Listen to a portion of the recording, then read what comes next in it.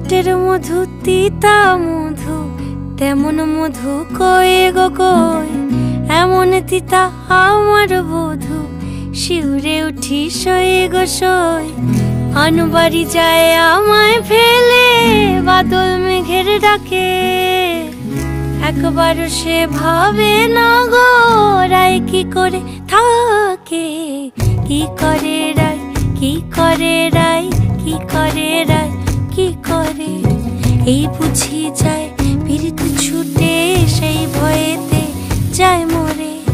কি করে রায়, কি করে রায়, কি করে রায়, কি করে, এই বুঝি